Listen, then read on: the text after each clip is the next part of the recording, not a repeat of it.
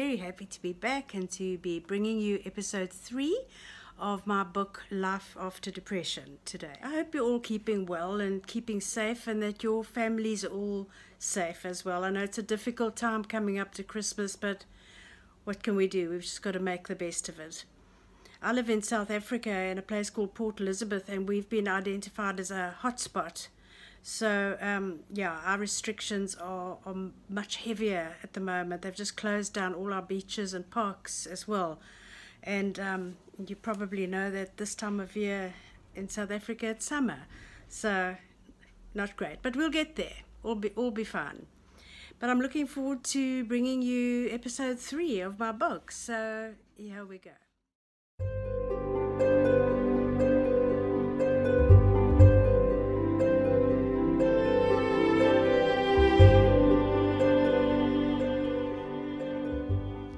I was blessed to be born into a loving family, the last of 3 children.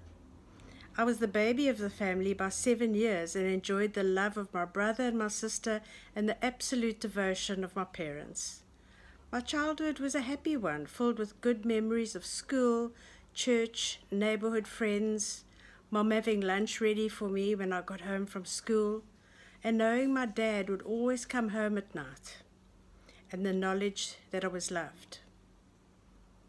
What an incredible start I had in life, which has also shown me that we cannot always look for reasons in our upbringing or home life to blame for the way we feel.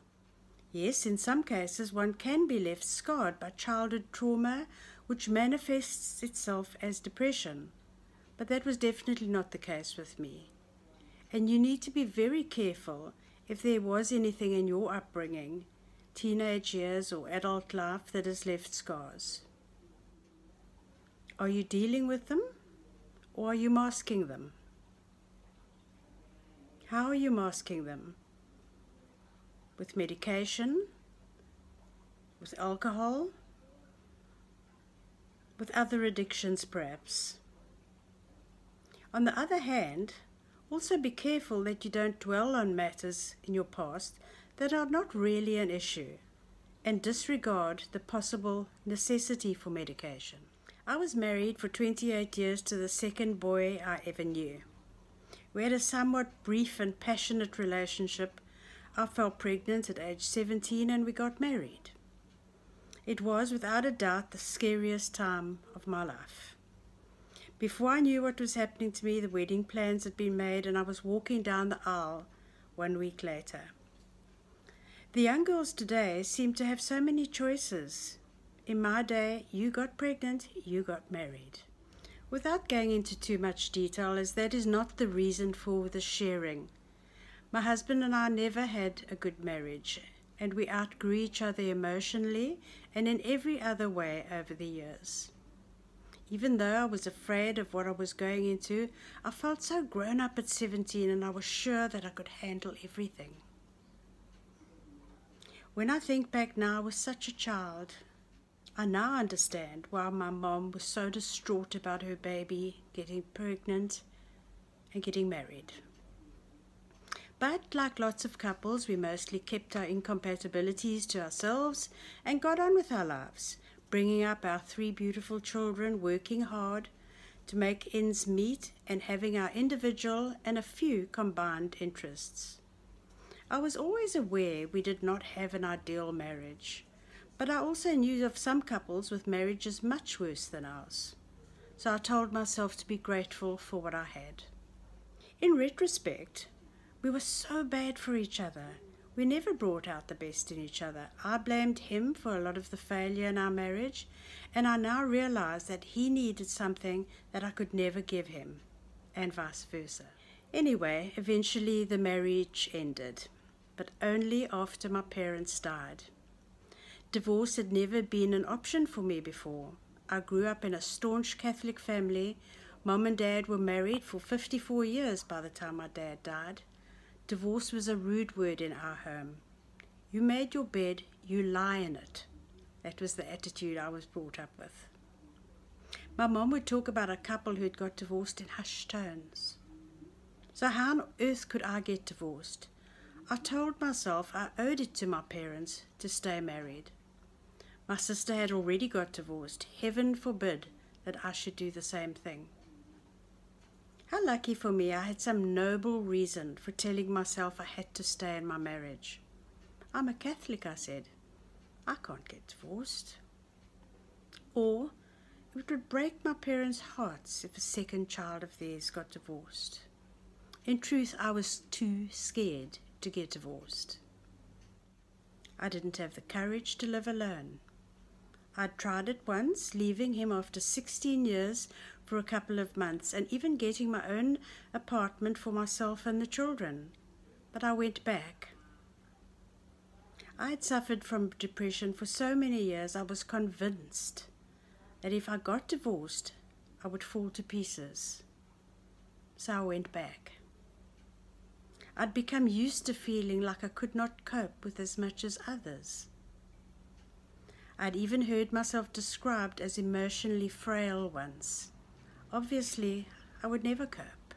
Chapter 7. The monster makes an appearance. My first experience of depression happened without my knowing it was depression. I think I was about 27 years old. I had a young family, a job, and a busy life. I would get these feelings of being completely overwhelmed with my life. I would cry if someone looked at me sideways. I constantly had a tight, sick feeling in the pit of my stomach. Sometimes my heart would beat so fast I thought I was having a heart attack. I used to go to the doctor a lot. I always wished he would give me something to take these awful feelings away. But whatever he gave me, nothing helped. To give my GP some credit, I don't think I ever really told him exactly how I was feeling. I used to feel so guilty about feeling this way. Everyone else seemed to be getting on with their lives well enough. Why couldn't I do the same? This continued for years. Sometimes I'd feel a little bit better, sometimes even quite happy, and then I would be hit with the downs. I longed to be normal like other people. I plodded along feeling sorry for myself, trying to find things to make me happy, never realizing the worst was yet to come. One Saturday morning, I went to work as I usually did. My husband went off to play golf for the morning and my children were safely at home with our nanny. I recall feeling terribly anxious in the car on my journey to work. I began working, but the anxiety started building and getting worse. I started to feel confused and out of control. I could hardly remember what I was doing or what I was supposed to be doing. I didn't know what to do to stop the feeling. I was embarrassed. What would my work colleagues think of me? They'd think I'd lost my mind. I needed to find some privacy while I contained my anxiety. So I went to the bathroom to hide away for a few minutes. I took deep breaths. I splashed cold water on my face and on my wrists. I couldn't control the desperate feelings any longer. They were rising up in me like a strong tide.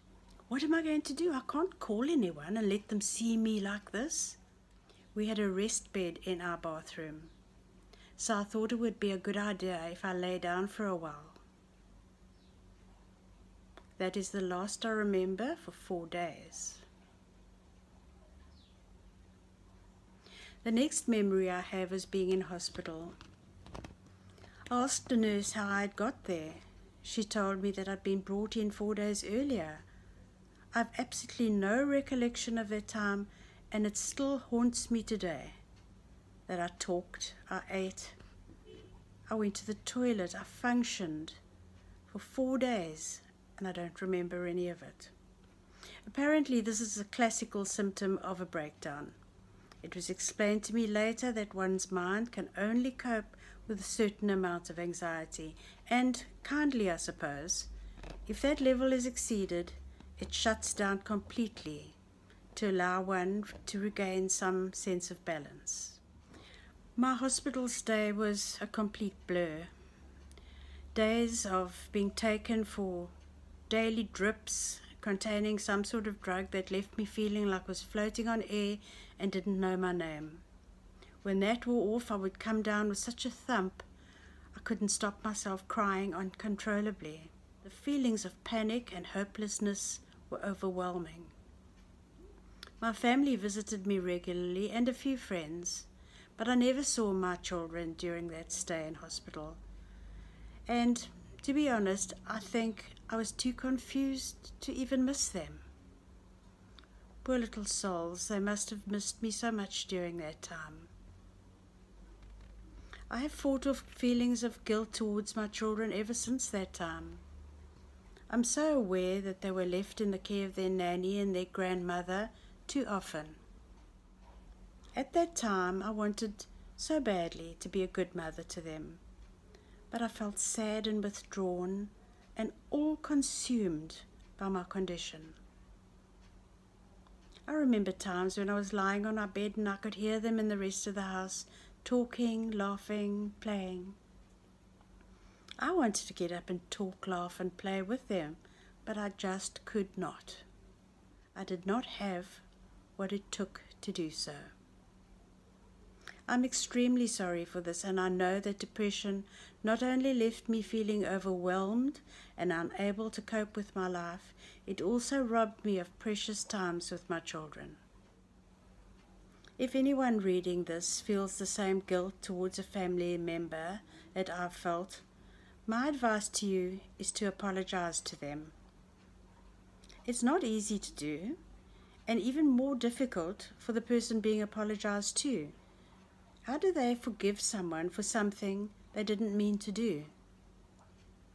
You never meant to say what you did, not be present at times when you should have been, miss out on certain things. You didn't mean to do any of that.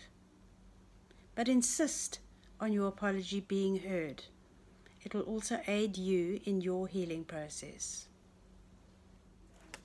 I know of people who have hurt family members during their time of deep depression and said things that can never be taken back.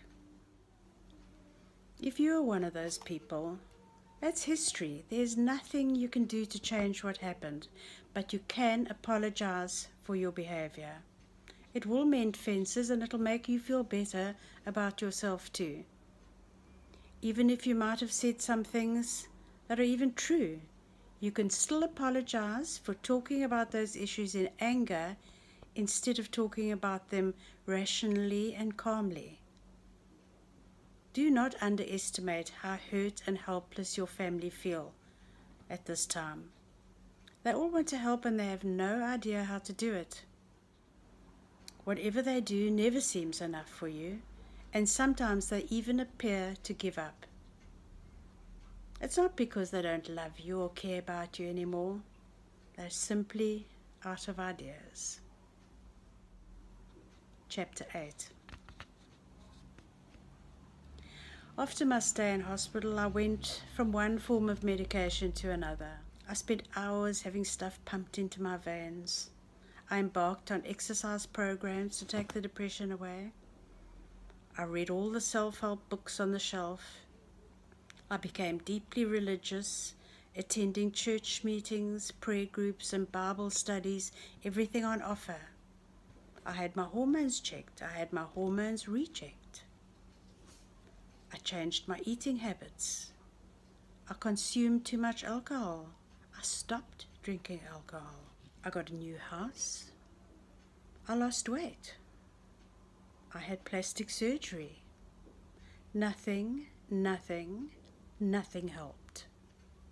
This big black cloud that was always waiting just over the horizon, ready to strip me of any joy I was experiencing.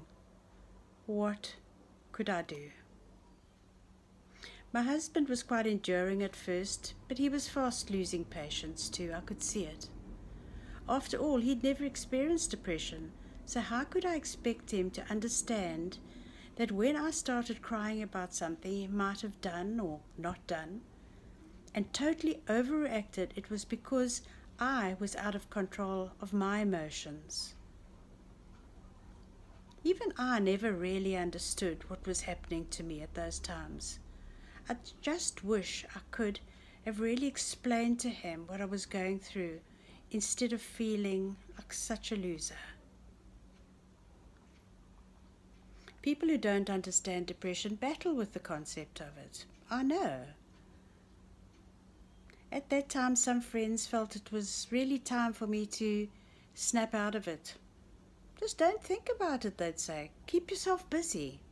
Keep your mind occupied with other things. Easier said than done. When one is suffering from depression, it is all-consuming. No matter where you are, it is always there with you, reminding you that you are not normal like everybody else, that you need medication just to get through the day, let alone try to attend a social gathering. Did they really think I liked sneaking off to the bathroom at parties because I just couldn't keep the tears back for another moment? Chapter 9. I always had a reason why I didn't feel happy. This is where the blame set in. Either my husband didn't treat me as I thought he should have, my job was too demanding, my children's needs were too great, my aged parents put too much pressure on me, I didn't have enough money, my health was not good, and of course this led to sympathy from others. It took me many years to discover people talk to me differently to how they talk to others. There was always something they needed to feel sorry for me about. The "How are you, Rose?"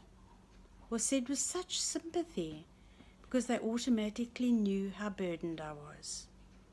I subconsciously basked in everyone's sympathy and was unaware of this for many years.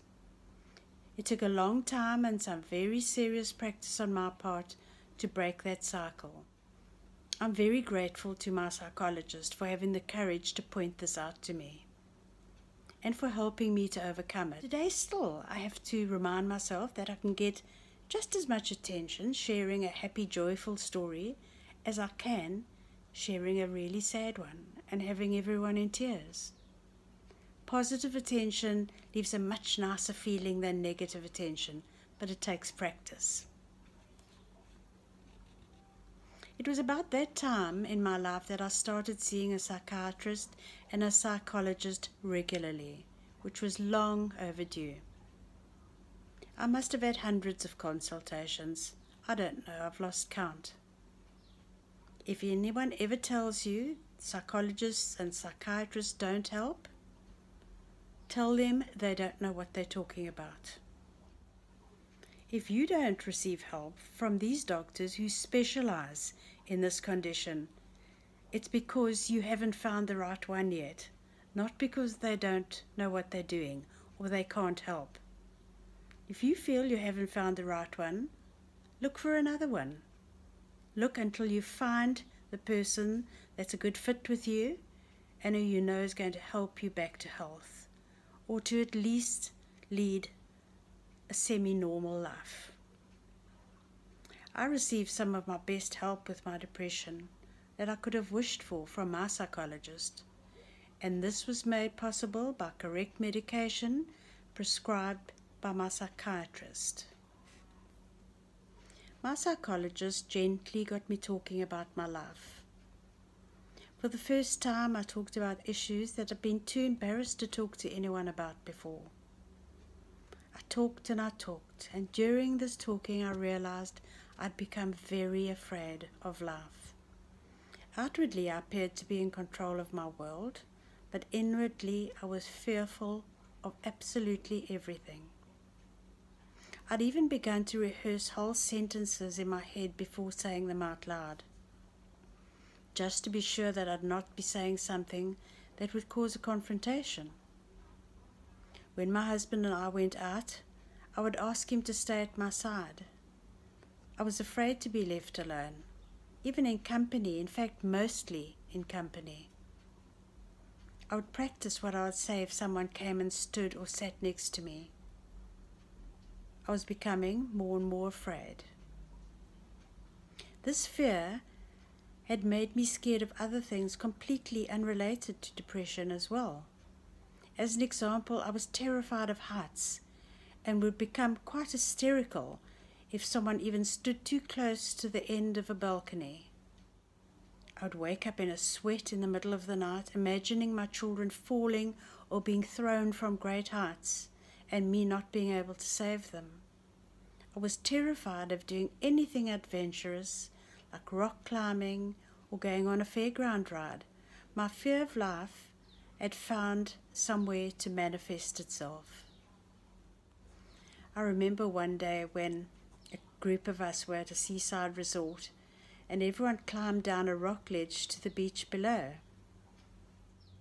I didn't want to be left behind, so I joined them, and I froze halfway down. I couldn't go forward, and I was too scared to go back. My sweet and caring brother-in-law scrambled back up the rocks and at a snail's pace walked me off the ledge, talking quietly to me all the way. But that's all changed. Today I enjoy climbing to the top of high rocks just to get a better view. And at the age of 45, I went on my first roller coaster ride, and I loved it. What fun I'd been missing out on all those years. My psychologist explained to me that as I conquered my fears of life, without even realizing it, I was overcoming other fears at the same time. It's hard for even me to believe that after being afraid to talk to people that I knew in company, I'm now able to speak publicly. It is such a liberation. Perhaps you, the reader, or in this case, the listener, have some untapped talents that you don't even know about yet. Talents you haven't given yourself a chance to explore. Talents your condition is preventing you from pursuing.